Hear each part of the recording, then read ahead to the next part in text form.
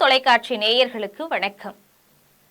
திருப்பாவை என்பது என்ன அப்படின்றத பத்தின விளக்கத்தை இப்போ பார்க்கலாம்.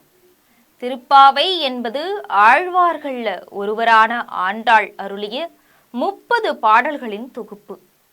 மார்கழி மாதத்தில் கன்னிப்பெண்கள் பாவை நோன்பு நோற்று விடியலில் எழுந்து ஆற்றங்கரைக்கு சென்று நீராடி இறைவனை புகழ்ந்து பாடுவதை அடிப்படையாக கொண்டு கண்ணனிடம் சரணாகதி அடையும் வழியை காட்டும் பக்தி பாடல் இது. இந்த பாடல்களில் ஆண்டாளின் கிருஷ்ண பக்தியையும், இந்த நாடு செழிக்கவும், மக்கள் அனைவரும் குறைவின்றி வாழவும், மழை கடவுளிடம் மாதம் மும்மாறி பொழியுமாறு வேண்டிய பாங்கனையும் நாம் கண்டு வியக்கின்றோம். 30 பாடல்களும் பட்டை தீட்டிய வைரம் போல மிளர்கின்றன. இவை ஆழ்ந்த தத்துவங்களையும் ஆன்மீக அனுபவங்களையும் இறையன்பையும் உணர்த்தும் அற்புத பாசுரங்கள்.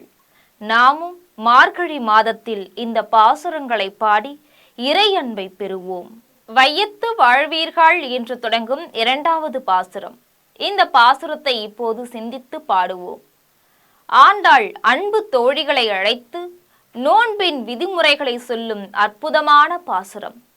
விரதம் என்பது என்ன சும்மாவா? என்ன செய்ய வேண்டும், என்ன செய்யக்கூடாது என்று சொல்லும் இந்த பாசுரத்தில் உணவு கட்டுப்பாடு மட்டுமல்ல, மனதையும் கட்டிப்போட சொல்கிறாள் ஆண்டாள். இந்த பாசுரத்தை அழகான தன் குரலால் பாட வருகிறார் திருமதி பானுரேகா.